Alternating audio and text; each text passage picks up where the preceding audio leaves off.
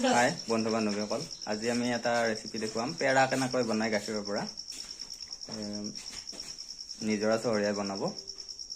আমি কেনেকৈ আৰম্ভণিৰ পৰা শেষলৈকে পেৰা একদম শেষ হোৱালৈকে আমি দেখুৱাম। আৰু বনাই উঠি আমি একাপ চাহ খাম।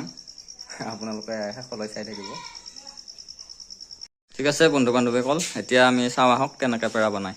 এয়া নিজৰা চহৰীয়া এখেতে বনাব। মই গাখীৰ লৈছো গাখীৰ আৰু গাখীৰ যিমানটো জোখত লৈছো সিমানটো জোখত চেনি লৈছো। কেৰাহীটো পাতি দিছো। গাখীৰ এগিলাচ আৰু যিটো গিলাচেৰে গাখীৰ লৈছো সেইটোৱে সমান জোখৰ গিলাচ এটাৰে চেনি এগিলাচ। এইখিনি ভালকৈ উতলিব দিব লাগিব। এতিয়া মানে উতলিব লাগিব।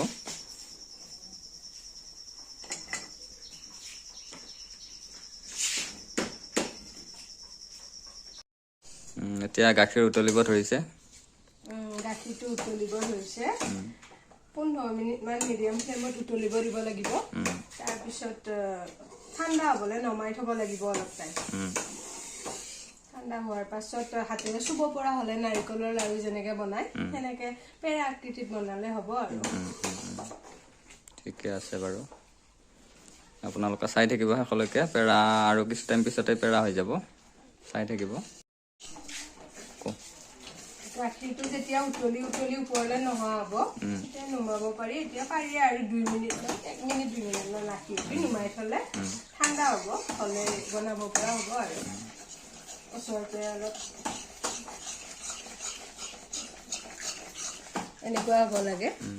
গোট মাৰিব লাগে। গোট মাৰিব লাগে। গোট মাৰিছে এতিয়া, ঠাণ্ডা হ'লে আৰু অলপ গোট মাৰিব।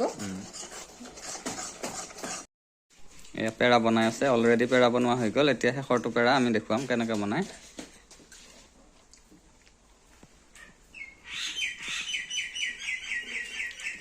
নাৰিকলৰ লাডুৰ দৰে বনাই আঙুলিটোৰে এটা সাজ দিলে হৈ গ'ল আৰু। হৈ গ'ল, এতিয়া আমি চাহ খাম।